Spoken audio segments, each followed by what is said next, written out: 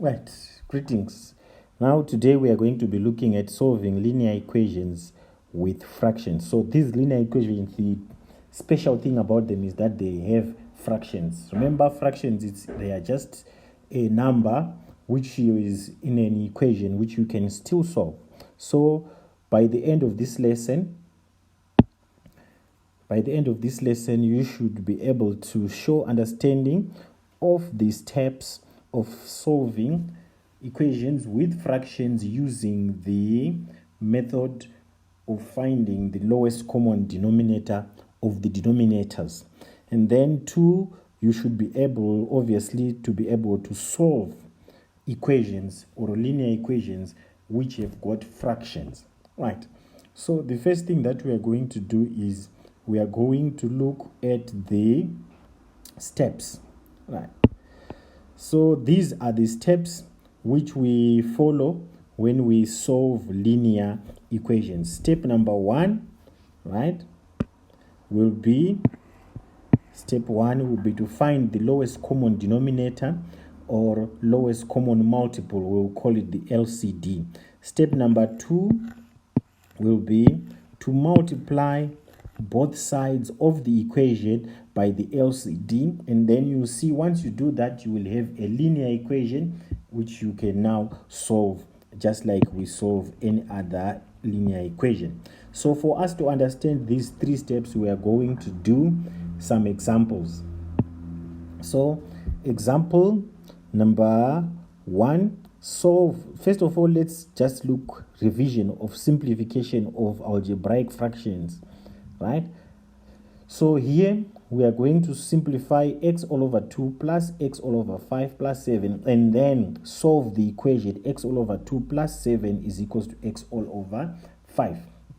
So simplifying, so we've got x all over 2 and x all over 5, and 7, we can say it's 7 all over 1. So the LCD of 2 and 5 will be 10. So we are going to multiply each and every term by 10. That way we eliminate the fractions, and then we remain with a linear algebraic expression. So in this case, it's going to be 10 multiplied by x all over 2 is 5x, and 10 multiplied by x all over 5 is 2x, and 10 multiplied by 7 is 70. Then we simplify, it gives us 7x plus 70. So we say it is simplified. Now, let's solve the equation. So step number one is to find the LCD of the linear equation. So the LCD here, we're going to find the LCD of 2 and 5, the denominators, which is going to be 10. And then we multiply each term by the LCD, which means we multiply both sides of the equation by 10. So we then simplify. So if we have multiplied like that, then we simplify. The first term is going to be 5x multiplied plus 70 is equals to 2x. Then we can solve by isolating, first of all, group-like terms, and then we isolate the variable x. Right, doing the inverse operations, right? So the answer here will be, our x will be negative 70 all over 3. Right, let's look at another example. Right, example number 2. Solve for x given the equation x 4. The equation 4 plus 8 all over x is equals to 3, open bracket, x plus 2 all over x. So what we do first, we remove the brackets so that it will be simpler. So we are going to remove those brackets. So it's going to be 4 plus 8 all over x is equals to 3x plus 6 all over x. And then our LCD is x. Right, so we multiply each term by x multiplied by 4, and then x multiplied by 8 all over x, and then which will be equals to x multiplying 3x plus 6 all over x. We simplify, we're going to get 4x plus 8 is equals to x, in open brackets, 3x plus 6. There we go. So we group like terms and we simplify, we isolate x.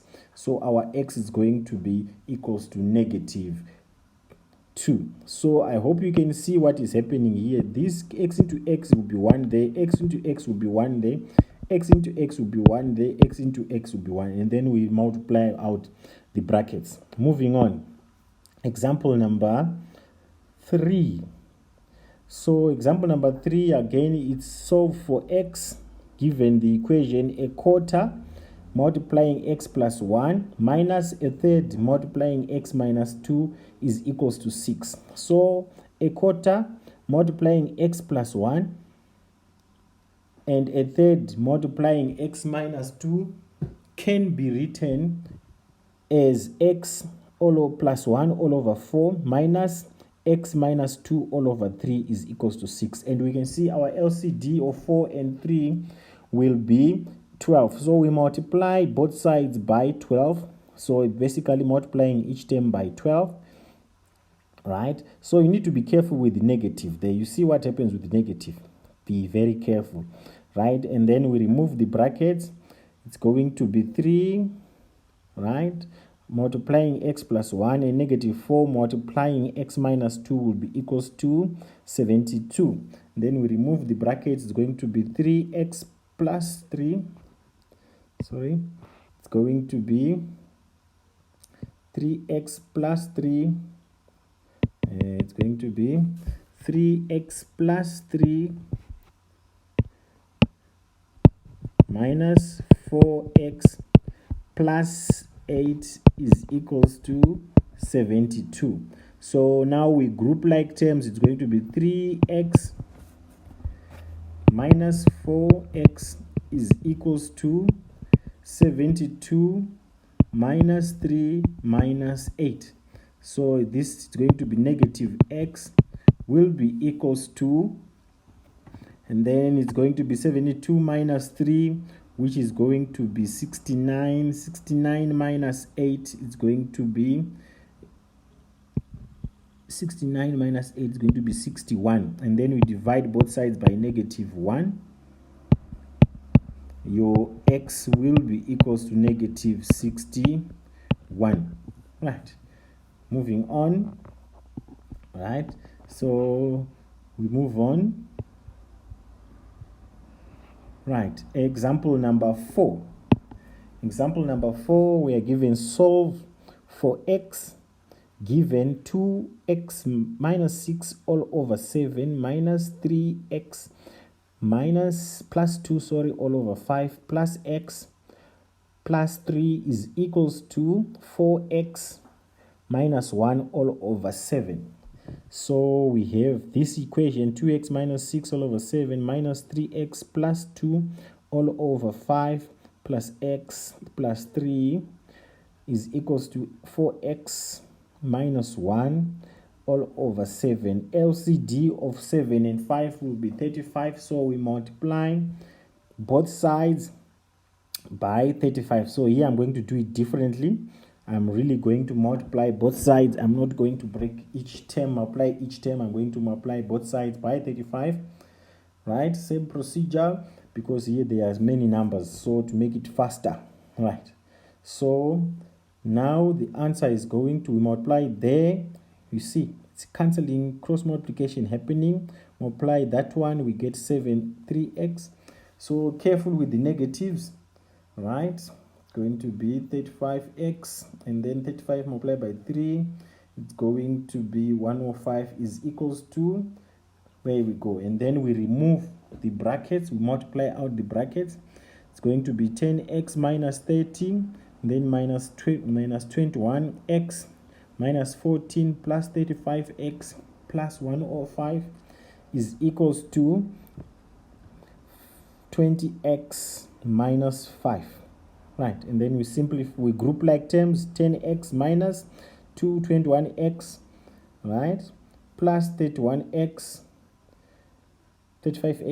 minus 20x is equals to minus 5 plus 30 plus 14 plus 105, which will give us 4x is equals to negative 66, and then we divide both sides by 4. Our x will be equals to negative 33 all over 2. Right, so there we go. Moving on, another example. Right, no, I think 4 examples will be enough. So now what we need to do is to have some practice questions.